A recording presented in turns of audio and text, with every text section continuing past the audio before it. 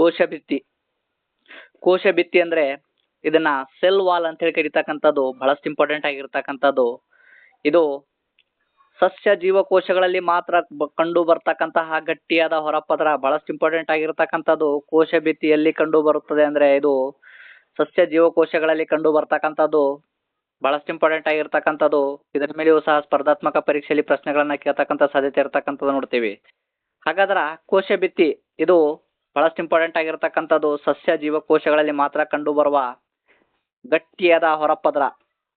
ಕೋಶ ಭಿತ್ತಿ ಅಂದ್ರೆ ಸಸ್ಯ ಜೀವಕೋಶಗಳಲ್ಲಿ ಕಂಡು ಬರ್ತಕ್ಕಂತಹ ಗಟ್ಟಿಯಾದ ಹೊರಪದರ.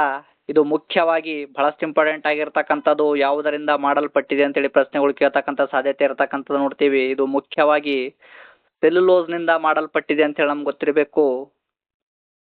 ಹಾಗಾಗಿ ಇದು ಸಸ್ಯಕ್ಕೆ ಏನದಂದ್ರ ದೃಢತೆಯನ್ನು ನೀಡುತ್ತದೆ ಅಂತ ಹೇಳಿ ನಮ್ಗೆ ಗೊತ್ತಿರಬೇಕು. ಬಹಳಷ್ಟು ಇಂಪಾರ್ಟೆಂಟ್ ಆಗಿರ್ತಕ್ಕಂಥದ್ದು. ಕೋಶ ಭಿತ್ತಿ ಅಂದ್ರೆ ಏನು ಅಂತ ಹೇಳಿ ನಮ್ಗೆ ಗೊತ್ತಿರಬೇಕು. ಕೋಶ ಭಿತ್ತಿ ಅಂದ್ರೆ ಇದು ಸಸ್ಯ ಜೀವಕೋಶಗಳಲ್ಲಿ ಕಂಡು ಬರ್ತಕ್ಕಂತಹ ಗಟ್ಟಿಯಾದ ಹೊರಪದರ. ಇದು ಯಾವುದರಿಂದ ಮಾಡಲ್ಪಟ್ಟಿದೆ ಅಂದ್ರೆ ಸೆಲ್ಯುಲೋಸ್ ನಿಂದ ಮಾಡಲ್ಪಟ್ಟಿದೆ. ಇದು ಸಸ್ಯಕ್ಕೆ ದೃಢತೆಯನ್ನು ನೀಡುತ್ತದೆ ಅಂತ ಹೇಳಿ ನಮ್ಗೆ ಗೊತ್ತಿರಬೇಕು. ಈ 3 ಪಾಯಿಂಟ್ಗಳು ನಮ್ಗೆ ಬಹಳಷ್ಟು ಇಂಪಾರ್ಟೆಂಟ್ ಆಗಿರ್ತಕ್ಕಂಥದ್ದು ಗೊತ್ತಿರಬೇಕು. ಇದ್ರ ಮೇಲೆ ಹೊಸ ಪ್ರಶ್ನೆಗಳು ಕೇಳ್ತಕ್ಕಂಥ ಸಾಧ್ಯತೆ ಇರತಕ್ಕಂಥದ್ದು ನೋಡ್ತೀವಿ. ಅದೇ ರೀತಿಯಾಗಿ ಜೀವದ್ರವ್ಯ ಅಂಕುಚನ ಅಂದ್ರೆ ಏನು ಅಂತ ಹೇಳಿ ಗೊತ್ತಿರಬೇಕು. ಬಹಳಷ್ಟು ಇಂಪಾರ್ಟೆಂಟ್ ಆಗಿರ್ತಕ್ಕಂಥದ್ದು. ಅಂದ್ರೆ ಸಸ್ಯ ಜೀವಕೋಶವು ನೀರನ್ನ ಕಳೆದುಕೊಂಡು ಕುಗ್ಗಿದಾಗ ಅದರ ಒಳಗಿನ ದ್ರವಗಳು ಕೋಶ ಭಿತ್ತಿಯಿಂದ ದೂರ ಸರಿತಕ್ಕಂಥದ್ದು ನೋಡ್ತೀವಿ. ಇದನ್ನೇ ಏನಂತೇಳಿ ಕರೀತಾರಂದ್ರ ಜೀವದ್ರವ ಅಂಕುಚನ ಅಂತೇಳಿ ಕರೀತಕ್ಕಂಥದ್ದು. ಹಾಗಾದ್ರೆ ಈ ಒಂದು ಕೋಶ ಭಿತ್ತಿ ಅಥವಾ ಸೆಲ್ ವಾಲ್ ಮೇಲೆ ಯಾವ ರೀತಿಯಾಗಿ ಸ್ಪರ್ಧಾತ್ಮಕ ಪರೀಕ್ಷೆಯಲ್ಲಿ ಪ್ರಶ್ನೆಗಳು ಬರುತ್ತವೆ ಅಂತ ಹೇಳಿ ನೋಡೋದಾದ್ರೆ ಇಲ್ಲಿ ನಾನು ಕೇವಲ ಪ್ರಶ್ನೆ ಉತ್ತರಗಳನ್ನು ತೆಗೆದುಕೊಂಡಿದ್ದೀನಿ. ಸ್ಪರ್ಧಾತ್ಮಕ ಪರೀಕ್ಷೆಯಲ್ಲಿ MCQಗಳ ರೂಪದಲ್ಲಿ ಬರ್ತಕ್ಕಂಥದ್ದು ನೋಡ್ತೀವಿ. ಹಾಗಾಗಿ ನಾವು ವಿಷಯವನ್ನ ಚೆನ್ನಾಗಿ ಅರ್ಥವನ್ನ ಮಾಡಿಕೊಂಡಾಗ ಪ್ರಶ್ನೆ ಯಾವ ರೀತಿಯಾಗಿ ಕೇಳಿದ್ರು ಕೂಡ ನಾವು ಅದಕ್ಕೆ ವಿಷಯ ಚೆನ್ನಾಗಿ ಅರ್ಥವನ್ನ ಮಾಡಿಕೊಂಡಾಗ ನಾವು ಅಲ್ಲಿ ಯಾವುದೇ ರೀತಿಯಾಗಿ ತೆಗೆದ್ರು ಪ್ರಶ್ನೆಗಳು ನಾವು ಅದಕ್ಕೆ ಈಸಿಯಾಗಿ ನಾವು ಸುಲಭವಾಗಿ ಉತ್ತರವನ್ನ ಕೊಡ್ಲಿಕ್ಕೆ ಸಾಧ್ಯವಾಗ್ತಕ್ಕಂಥದ್ದು ನೋಡ್ತೀವಿ. ಮೊದಲಿಗೆ ಕೋಶ ಭಿತ್ತಿ ಅಂದ್ರೆ ಏನು ಅಂತ ಹೇಳಿ ಸರಿಯಾಗಿ ಅರ್ಥವನ್ನ ಮಾಡ್ಕೋಬೇಕು. ಸಸ್ಯ ಜೀವಕೋಶಗಳಲ್ಲಿ ಮಾತ್ರ ಕಂಡು ಬರ್ತಕ್ಕಂತಹ ಗಟ್ಟಿಯಾದ ಹೊರಪದರವಾಗಿದೆ ಅಂತ ಹೇಳಿ ನಮ್ಗೆ ಗೊತ್ತಿರಬೇಕು. ಇದು ಕೋಶಕ್ಕೆ ಆಕಾರ ಮತ್ತು ರಕ್ಷಣೆಯನ್ನು ನೀಡುತ್ತದೆ ಅಂತ ಹೇಳಿ ನಮ್ಗೆ ಗೊತ್ತಿರಬೇಕು. ಬಹಳಷ್ಟು ಇಂಪಾರ್ಟೆಂಟ್ ಆಗಿರ್ತಕ್ಕಂಥದ್ದು. ಅದೇ ರೀತಿಯಾಗಿ ಕೋಶ ಭಿತ್ತಿಯ ಮುಖ್ಯ ಸಂಯೋಜಕ ಯಾವುದು? ಬಹಳಷ್ಟು ಇಂಪಾರ್ಟೆಂಟ್ ಆಗಿರ್ತಕ್ಕಂಥದ್ದು. ಕೋಶ ಭಿತ್ತಿಯ ಮುಖ್ಯ ಸಂಯೋಜಕ ಯಾವುದು ಅಂದ್ರೆ ಸೆಲ್ಯುಲೋಸ್.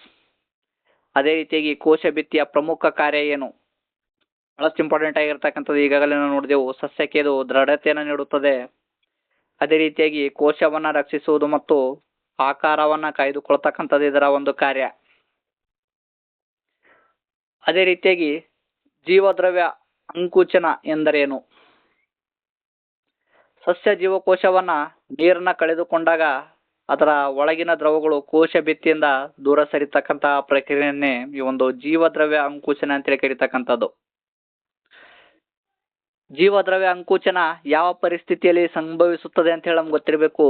ಬಹಳಷ್ಟು ಇಂಪಾರ್ಟೆಂಟ್ ಆಗಿರ್ತಕ್ಕಂತಹ ಕಾನ್ಸೆಪ್ಟ್ ಇದು ಕೂಡ. ಇದ್ರ ಮೇಲೂ ಸಹ ಪ್ರಶ್ನೆಗಳು ಕೇಳ್ತಕ್ಕಂಥ ಸಾಧ್ಯತೆ ಇರತಕ್ಕಂಥದ್ದು ನೋಡ್ತೀವಿ.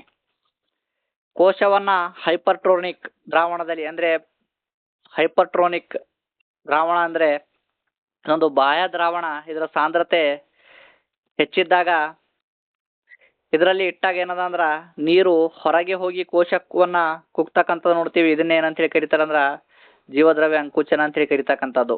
ಅಂದ್ರೆ ಕೋಶವನ್ನ ಹೈಪರ್ಟ್ರೋನಿಕ್ ದ್ರಾವಣದಲ್ಲಿ ಇಟ್ಟಾಗ ನೀರು ಹೊರಗೆ ಹೋಗಿ ಕೋಶ ಕುಗ್ತಕ್ಕಂಥದ್ದು ಅಂದ್ರೆ ಬಾಹ್ಯ ದ್ರಾವಣ ಆಗಿರ್ತಕ್ಕಂಥದ್ದು ನೋಡ್ತೀವಿ. ಇದರ ಸಾಂದ್ರತೆ ಹೆಚ್ಚಿದ್ದಾಗ ಮಾತ್ರ ಏನದಂದ್ರ ಜೀವದ್ರವ್ಯದ ಅಂಕುಚನ ಆಗ್ತಕ್ಕಂಥದ್ದು ನೋಡ್ತೀವಿ. ಅಂದ್ರೆ ಜೀವದ್ರವ್ಯದ ಅಂಕುಚನ ಈಗಾಗಲೇ ನೋಡಿದೆವು. ಸಸ್ಯ ಜೀವಕೋಶವು ನೀರನ್ನ ಕಳೆದುಕೊಂಡಾಗ ಅದರ ಒಳಗಿನ ದ್ರವಗಳು ಕೋಶ ಭಿತ್ತಿಯಿಂದ ದೂರ ಸರಿತಕ್ಕಂಥ ಪ್ರಕ್ರಿಯೆಯನ್ನು ಏನಂತ ಹೇಳಿ ಕರೀತಾರಂದ್ರ ಜೀವದ್ರವ್ಯ ಅಂಕುಚನ ಅಂತ ಹೇಳಿ ಕರೀತಕ್ಕಂಥದ್ದು. ಅದೇ ರೀತಿಯಾಗಿ ನೆಕ್ಸ್ಟ್ ಕೋಶ ಕೇಂದ್ರ